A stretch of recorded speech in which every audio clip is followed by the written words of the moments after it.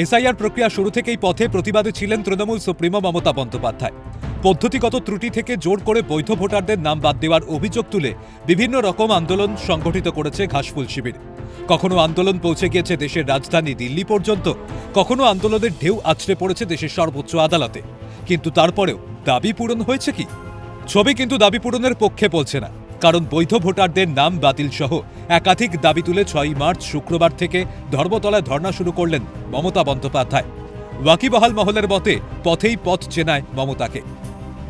এই প্রেক্ষাপটে মনে পড়ছে সলিল চৌধুরীর লেখা, পথে এবার নামো সাথী, পথেই হবে পথ চেনা, জনস্রোতে নানান মতে মনোরথের ঠিকানা, হবে চেনা হবে জানা। কবিতার লাইনগুলি মনে পড়ে যাচ্ছে, কারণ মমতা বন্দ্যোপাধ্যায়ের ধর্নার ইতিহাস সকলের জানা। সিঙ্গুর নন্দীগ্রাম ইস্যুতে মমতা বন্দ্যোপাধ্যায়ের নাছোড় আন্দোলন ভিত নাড়িয়ে দিয়েছিল 34 বছরের বাম শাসনকালকে। দীর্ঘ আন্দোলনের মাধ্যমে 2011 সালে বাংলার মসনদ দখল করেন মমতা বন্দ্যোপাধ্যায়। আমার সেই সিঙ্গুর নন্দীগ্রাম আন্দোলনের সময় থেকে যারা সর্বদা, আজকে মহাশ্বেতাদি বেঁচে নেই, কিন্তু কবিরদা, কবির সুমন, জয়দা সহ যারা সেদিনের আন্দোলনেও, বর্ণালীকেও আমি দেখতে পাচ্ছি, আমাদের সাথে সাথ দিয়েছিলেন, দোলাসহ সকলেই, আমার সেই দিনটাকে মনে পড়ছে আজকে। কবিরদা এবং জয়দা অতি কষ্ট করে রন্তিদা, শৌকত, বাবলিল থেকে শুরু করে সবাইকে নিয়ে ফুল টিম, সায়েন্স থেকে শুরু করে, আর্টস থেকে শুরু করে, এইচওডি থেকে শুরু করে, এরা পুরো একটা টিম এখানে এসছেন পূর্ণেন্দুদার সাথে। আমি তাদের সকলকে স্বাগত জানাচ্ছি। তাই পথের আন্দোলন হোক কিংবা ধর্ণা কর্মসূচি, মমতা বন্দ্যোপাধ্যায়কে বাড়তি সঞ্জীবনী যোগায় বলেই মত রাজনৈতিক বিশ্লেষকদের। সে কারণেই হয়তো এসআইআরের বিরোধিতায় মমতার ধর্ণা মঞ্চে নন্দীগ্রাম সিঙ্গুর আন্দোলন থেকে সচিত্র পরিচয়পত্রের দাবিতে মমতার আন্দোলনের স্মৃতি স্মরণ করালেন মমতার সতীর্থ তৃণমূল সাংসদ কল্যাণ বন্দ্যোপাধ্যায় থেকে কবিজয় গোস্বামী।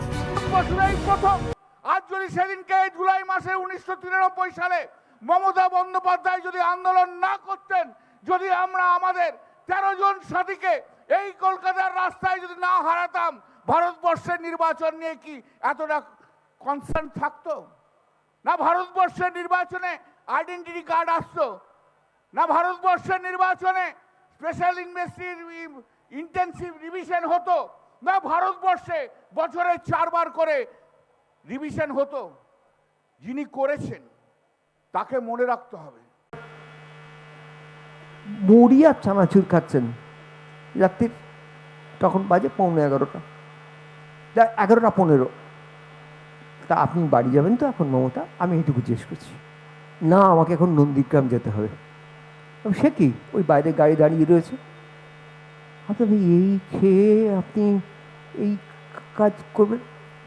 তখন একটা লাইন তিনি বলেছিলেন, যেটা তিনি রাজনৈতিক নেত্রী হিসেবে পরিচিত, কিন্তু এইটা জীবনের সর্বক্ষেত্রে, কোনো বৈজ্ঞানিক তার বিজ্ঞানের ক্ষেত্রে, কোনো চিত্রকর তার চিত্রকলার ক্ষেত্রে, আমার মতো কোনো ব্যর্থ কবি তার লেখার ক্ষেত্রে সবসময় প্রয়োগ করতে পারে।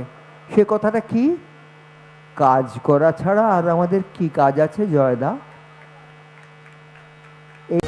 এসআইআরকে হাতিয়ার করে মমতা বন্দ্যোপাধ্যায়ের এই ধর্ণা জনমানুষে কতটা প্রভাব ফেলে সেটাই এখন দেখার। তবে ভোটের আগে নন্দীগ্রাম সিঙ্গুর আন্দোলনের পরিচিত মুখ ফের মমতার সমর্থনে পথে নামলেন, তা যথেষ্ট তাৎপর্যপূর্ণ বলেই দেখছেন রাজনৈতিক কারবারিরা। এই পরিস্থিতিতে নেত্রী মমতার রাজনৈতিক কৌশলের কাছে বিরোধীরা ধারে ভারে আদৌ টিকতে পারে কিনা তারও উত্তর মিলবে ভোট বাক্সে। ক্যালকাটা নিউজ।